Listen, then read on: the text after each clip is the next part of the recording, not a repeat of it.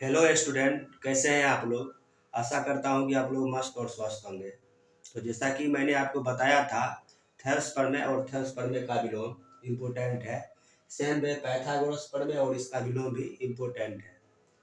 और जैसे मैं आपको थेल्स प्रमेय बताते वक्त मैंने सबसे पहले उसका रफ करके बताया था। सेम वे पाइथागोरस प्रमेय में भी आपको बताने से पहले एक बार उसका रफ हम कर देते हैं। उसके बाद जब आप दोबारा स्टेप बाय स्टेप हम लिखेंगे तो आप बहुत अच्छा से इस चीज़ को समझ पाएंगे। तो ध्यान दीजिए, पाइथागोरस प्रमेय होता क्या है। तो बोला जा रहा है किसी समकोण त्रिभुज में सबसे बड़ी भुजा का वर्ग अन्य दो छोटी भुजा के वर्गों के योगफल के बराबर होता है। ध्यान दीजिएगा, आपको ये समकोण त्रिभुज दिया हुआ रहेगा और समकोण त्रिभुज में सबसे बड़ी भुजा कर्ण होता है जो समकोण के सामने होती है। कहने का मतलब ये हुआ, आपको 90 डिग्री दिया हुआ है और सबसे बड़ी भुजा का वर्ग अन्य दो छोटी भुजा के वर्ग के योगफल के बराबर होता है। ये चीज प्रूफ करना है। तो एक बार हम इसे रफ देखते हैं और आप लोग से रिक्वेस्ट है, प्लीज आप 2-3 मिनट के लिए इस वीडियो को गौर से देखिए। उसके बाद जो है, जब मैं स्टेप बाय स्टेप बताऊंगा आप उसे आप चाहे तो मतलब साथ साथ नोट भी कर सकते हैं। तो देखिए, इसमें करना क्या होता है, ये हम सबसे पहले इसमें रचना कर देंगे। रचना क्या रहेगा कि बी से बीडी लंब एसी खींचेंगे, यानी बी से बीडी लंब क्या करेंगे, एसी खींच देंगे। मतलब एसी पर ना हम बीडी लंब खींचेंगे। उसके बाद देखिए, थोड़ा सा ये आपको 2 स्टेप माइंड में रखना पड़ेगा। पहला स्टेप ये रहेगा कि आपको इस छोटा त्रिभुज और ये जो बड़ा त्रिभुज है ए बी सी, इसको साथ लेकर चलना है। फिर से गौर कीजिएगा, हम ये बोले हैं कि त्रिभुज ए डी बी और बड़ा समकोण त्रिभुज ए बी सी को लेकर चलना है। और सेकेंड स्टेप रहेगा आपको कि ये छोटा समकोण त्रिभुज बी डी सी और फिर वही बड़ा समकोण त्रिभुज ए बी सी को लेकर चलना है। देखिए, इसे हम स्टेप बाय स्टेप समझते हैं। सबसे पहले आपको त्रिभुज ए डी बी और त्रिभुज ए बी सी को लेकर चलना पड़ेगा। कहने मतलब ये हुआ, त्रिभुज ए डी बी और त्रिभुज ए बी सी को लेकर चलना पड़ेगा, जिसमें टारगेट रहेगा कि हम इस दोनों त्रिभुज को समरूप कर दें। तो होगा कैसे ये, देखिए कोण ए इसमें भी है और इस त्रिभुज में भी है। कोण ए बराबर कोण ए, ये हो जाएगा उभयनिष्ठ कोण। और कोण डी बराबर कोण बी हो जाएगा, क्योंकि कोण डी भी 90 डिग्री है और कोण बी भी क्या है, 90 डिग्री है। उसके बाद हम करेंगे क्या कि त्रिभुज ए डी बी समरूप त्रिभुज ए बी सी कर देंगे। और जब दो त्रिभुज समरूप हो तो संगत भुजा समानुपाती होगा। कहने मतलब ये हुआ, ए डी बटा ए बी बराबर डी बी बटा बी सी। और लास्ट दोनों साइड को लीजिए, ए बी बटा ए सी हो जाएगा। और इसमें आपको थोड़ा ये चीज माइंड में रखना पड़ेगा, जो साइड रिपीट कर रहा है, मतलब जो साइड दोबारा आया है, केवल उसी के रेशियो को लिखेंगे और जिसमें कॉमन नहीं है उस चीज को नहीं लिखेंगे। जैसे देखिए, ए बी इसमें भी है और ए बी इसमें भी है, इसलिए हम क्या करेंगे, केवल इसी दोनों पार्ट को लिखेंगे। अर्थात ए डी बटा ए बी बराबर ए बी बटा ए सी। ठीक है, अब हम इसको क्रॉस मल्टीप्लिकेशन कर देंगे, यानी ये ए बी का स्क्वायर हो जाएगा A D into A C. Same में त्रिभुज बी डी सी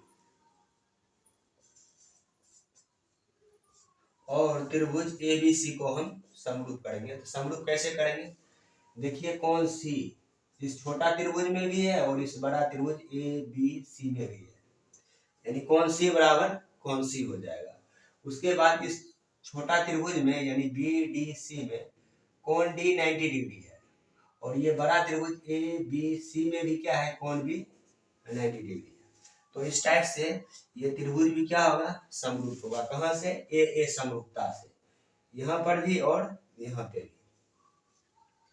और जब समरूप होगा तब क्या होगा, संगत भुजा समानुपाती होगा। देखिए एक बार मैं आपको फिर से बता रहा हूँ, मैं इसका भी रफ बता रहा हूँ, उसके बाद स्टेप बाय स्टेप पूरे ढंग से बताया जाएगा। तो देखिए हम करेंगे क्या, जब समरूप है तो संगत भुजा समानुपाती होगा, अर्थात BD बटा AB, फिर DC बटा BC, DC बटा BC, और लास्ट में दोनों साइड को रखिए, यानी BC बटा AC। और वही बात, जो साइड कॉमन है उसी के रेशियो को लिखना है, जो साइड कॉमन नहीं है उसके रेशियो को नहीं लिखना है। जैसे देखिए BC इसमें भी है, इसमें भी है, इसमें है नहीं, इसलिए इस चीज को छोड़ देना है, यानी DC बटा BC बराबर BC बटा AC। अब बताइए क्या होगा, ये दोनों गुना हो जाएगा, BC का स्क्वायर यानी DC इंटू AC। इसको समीकरण 1 मान लेना था और इसे हम समीकरण 2 मानेंगे। अब देखिए आपको करना क्या है, समीकरण 1 और 2 को जोड़ देना है। समीकरण 1 और 2 को जोड़िएगा तो LHS के साथ जुटेगा, यानी AB का स्क्वायर प्लस BC का स्क्वायर बराबर RHS के साथ जुटेगा, अर्थात AD into AC plus DC into AC। अब देखिए इस दोनों में कुछ कॉमन है, AC कॉमन है ना, AC जब आप कॉमन लीजिएगा तो बचेगा AD और इधर बच गया DC, और आप देख सकते हैं ये AD प्लस DC ये AC हो जाएगा, यानी AC गुने AC, और आपको यही प्रूव करना था, अर्थात AB का स्क्वायर प्लस BC का स्क्वायर बराबर AC का स्क्वायर। अब देखिए हम इसे अच्छा से स्टेप बाय स्टेप लिखेंगे। दोबारा बताने का रीजन होता है कि एक बार यदि आप ढंग से देख लेते हैं तो दोबारा आप बहुत अच्छा से सीख पाएंगे, यदि आपका ध्यान हो तब। कोई भी थ्योरम प्रूव करने के लिए मैंने आपको जब थ्योरम बताया था तो उस टाइम ये बताया था कि 4 स्टेप माइंड में रखना पड़ेगा, क्या दिया हुआ है, क्या करना है, अगर रचना की जरूरत होती है तो करते हैं, नहीं तो नहीं, और लास्ट में उसका प्रमाण लिखते हैं। जैसे इसमें लिखेंगे दिया गया है,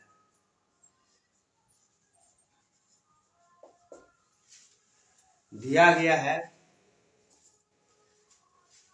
तो बताइए इसमें क्या दिया गया है। यहाँ पर हम मान लेंगे कि माना दिया गया त्रिभुज ABC है जिसमें कोण भी क्या है, 90 डिग्री है। माना दिया गया त्रिभुज ABC है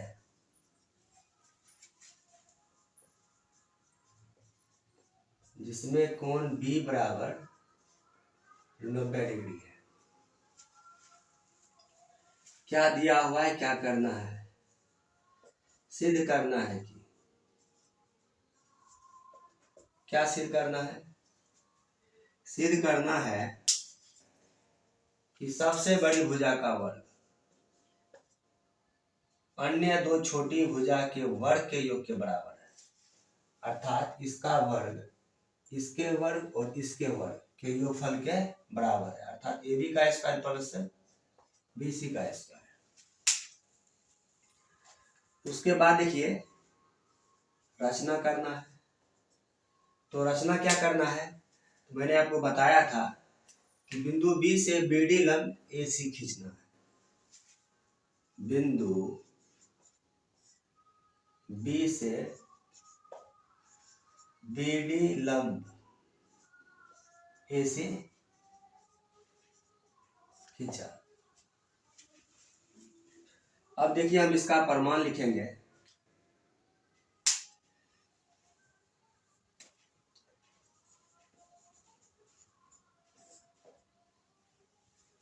क्या बताया था कि ये छोटा त्रिभुज, उसके बाद ये बड़ा त्रिभुज अर्थात एबीसी को लेकर चलना। त्रिभुज ए डी बी एवं त्रिभुज ए बी सी में कोण ए, देखिए दोनों में कोण ए बराबर कोण ए, उभयनिष्ठ कोण, क्योंकि कोण ए इसमें भी है और कोण ए इसमें भी है।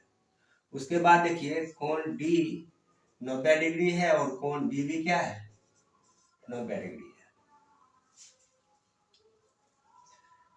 अर्थात त्रिभुज ए डी बी समरूप त्रिभुज है ए बी सी के। कहां से, दो कोण बराबर है इसलिए कोण कोण समरूपता से या फिर एंगल एंगल समरूपता से लिख सकते हैं।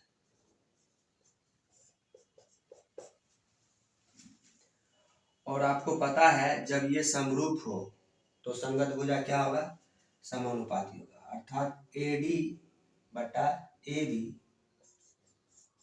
एडी बटा एबी बराबर डीवी बटा बीसी और लास्ट में एबी बटा एसी हो जाएगा, एबी बटा एसी।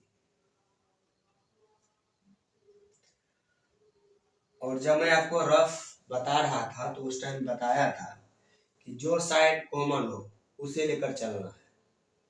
इसे बताइए ए बी इस रेशियो में भी है और ए बी इस रेशियो में भी है, तो इसे हमें छोड़ देना है, जो कॉमन है उसी को लेकर चलना है, जैसे ये और ये। अर्थात ए डी बटा ए बी बराबर ए बी बटा ए सी। अब हम क्या करेंगे, इसको क्रॉस मल्टीप्लिकेशन कर देंगे, यानी ये ए बी स्क्वायर हो जाएगा और ये हो जाएगा A D into A C. A B का स्क्वायर बराबर ए डी इंटू ए सी, समीकरण 1 मान लेना है। इसके बाद देखिए सेकेंड स्टेप में आपको क्या करना है, त्रिभुज बी डी सी यानी इस त्रिभुज और बड़ा त्रिभुज ए बी सी को लेकर चलना है। त्रिभुज बी डी सी एवं त्रिभुज ए बी सी में देखिए कौन सी और कौन सी दोनों में है, कौन सी बराबर कौन सी। उसके बाद देखिए बीडीसी में भी कोण डी 90 डिग्री है और एबीसी में भी कोण बी 90 डिग्री है, ये और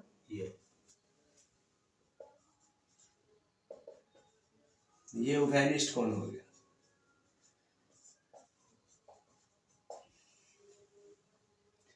इसलिए त्रिभुज बी डी सी समरूप त्रिभुज ए बी सी, कहां से, ए समरूपता से, क्योंकि इसका दो कोण क्या है, बराबर है। और जब समरूप है तो संगत भुजा समानुपाती होगा।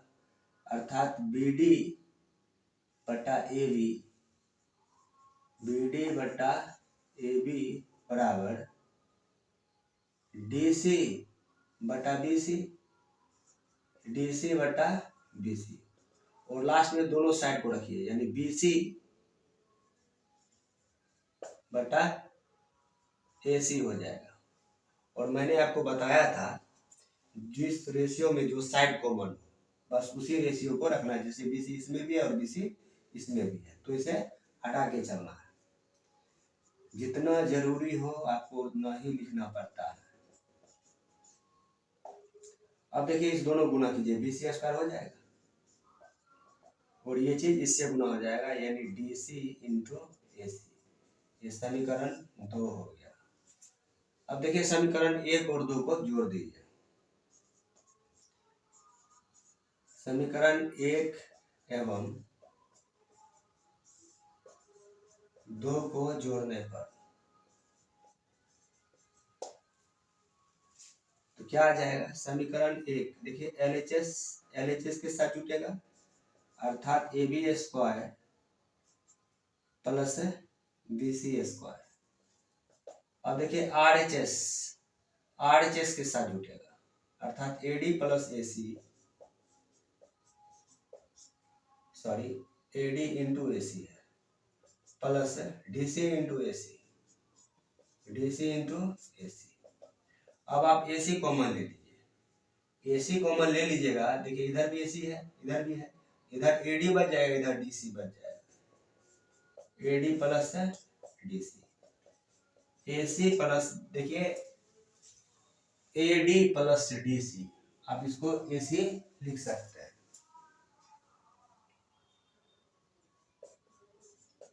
यहाँ आपको रीजन देना पड़ेगा, चूंकि A D plus D C बराबर क्या, ए सी। और इस टाइप से देख सकते हैं, ये आ गया ए सी का स्क्वायर, अर्थात ए बी का स्क्वायर प्लस बी सी का स्क्वायर बराबर ए सी का स्क्वायर।